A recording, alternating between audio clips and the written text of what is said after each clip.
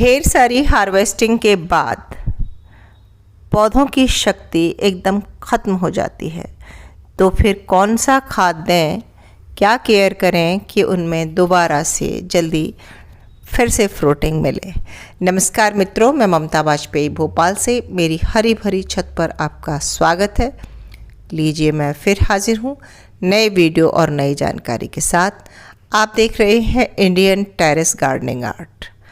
इन दिनों मेरी छत पर बहुत सारी हार्वेस्टिंग हो रही है और मैं लगभग पूरी ही वीडियो क्लिप आपसे शेयर करती हूँ। हाँ, कुछ छूट भी जाती है, जब कभी एक आध चीज़ हार्वेस्ट करती हूँ तो छूट भी जाती है, पर ज़्यादातर चीज़ें मैं आपसे शेयर करती हूँ। तो जैसे कि अभी मैंने बहुत सारी ये तोड़ी थी, ककड़ियाँ भी तोड़ी थी। उसके बाद क्या करें कि आपका पौधा फिर से फ्रूटिंग देने लगे। तो देखिए, मैंने ये एक तसले में लगभग थोड़ा सा खाली है तसला और मैंने मिट्टी ले ली है। वज़न में कहूँ तो ये 5 किलो के आसपास मिट्टी होगी। और एक प्लेट में हमने ये बकरी की लेंडी की खाद है। आपके पास जो खाद हो, आप गोबर की खाद ले सकते हैं, किचन कॉम्पोस्ट ले सकते हैं और वर्मी कॉम्पोस्ट भी ले सकते हैं। तीनों तरह की खाद हो तो तीनों तरह की मिला के ले सकते हैं। यदि आप केमिकल यूज़ करते हैं तो इसी तसले में आप केमिकल के जैसे डीएपी, यूरिया वगैरह होता है, अगर आप यूज़ करते हैं। मैं ये यूज़ नहीं करती। मेरे पास इस समय केवल बकरी की खाद है, बकरी की लेंडी की, वो मैंने मिला दी और बहुत अच्छे से मिट्टी में मिला के ये मिट्टी तैयार कर ली। आप चाहें तो इस मिट्टी को तैयार करके बोरी में भर के रख सकते हैं, ताकि जब ज़रूरत हो तब आप यूज़ कर लें। तो ठीक हार्वेस्टिंग के बाद एक पतली लेयर मिट्टी की आप बेलों की जड़ों पर, या आपने बैंगन वगैरह कोई भी फलदार पौधा लगाया है, तो ये इसलिए कि फल देने की प्रक्रिया में पौधे की पूरी शक्ति खत्म हो जाती है। अब पौधे को एक्स्ट्रा न्यूट्रिशन चाहिए, जो इस मिट्टी के थ्रू मिलेगा। कोई भी पौधा लगातार फलवार नहीं देता। मैं कितनी भी खाद डाल दूं, दोबारा फल आने में समय लगेगा ही लगेगा। एक लंबा ब्रेक होगा, उसके बाद फिर फ्रूटिंग होगी, फिर एक लंबा ब्रेक होगा, फिर फ्रूटिंग होगी। कोई आपसे अगर ये कहता है कि लगातार फ्रूटिंग लेते रहें, तो ये गलत है। हाँ, लगातार होती है। जैसे कि मेरी तोरी इकट्ठी 10-12 निकली, अगली बार में फिर 3-4 निकलेंगी, मतलब संख्या कम होती जाती है। फिर आपकी 2-1 निकलती रहेंगी और फिर जब आप इस तरह केयर करेंगे तो फिर एक बार भर के 10-12 निकल सकती हैं। 10-12 नहीं तो कम से कम 6-7 तो निकलेंगी। ऐसे ही फ्रूटिंग होती है, यही नियम है। पहली फ्रूटिंग बहुत अच्छी, दूसरी उससे कम, तीसरी उससे कम और अंत में बहुत बेजान से फल आते हैं। ये प्रकृति का नियम है और ये हर बेल पर, हर पौधे पर निर्भर करता है। तो हमने ककड़ी में भी एक लेयर पतली सी मिला दी।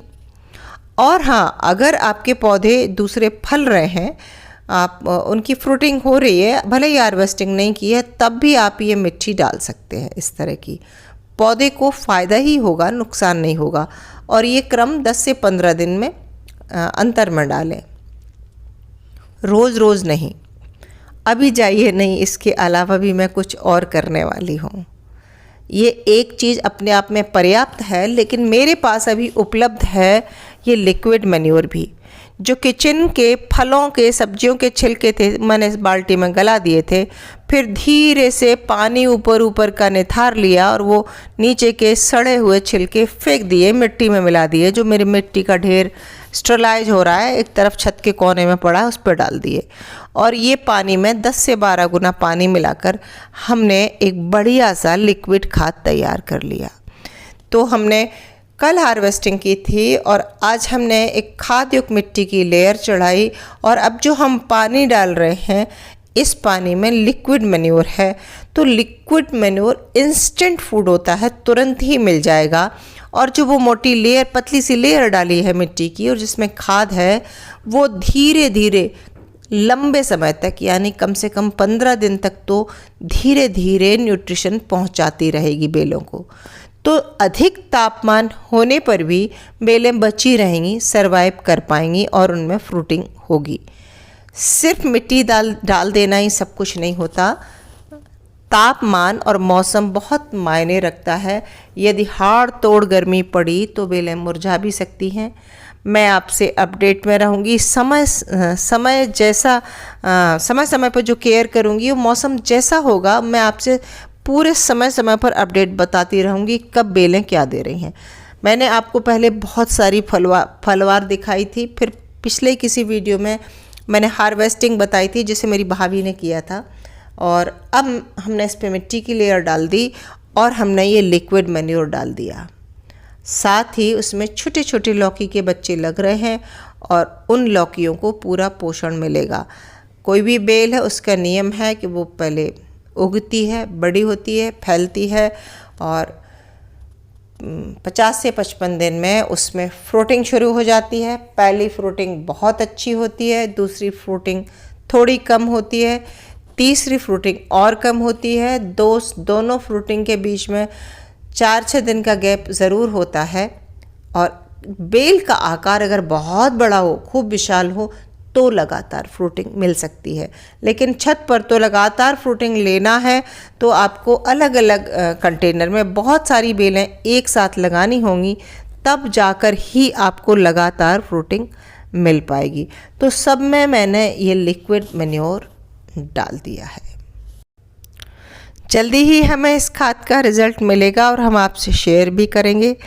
कैसा लगा वीडियो कमेंट करके ज़रूर बताइए। मिलते हैं अगले वीडियो में, तब तक के लिए नमस्कार।